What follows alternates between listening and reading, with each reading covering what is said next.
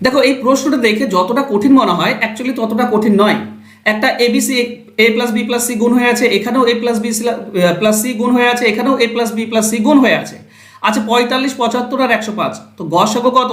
গসাগু 15।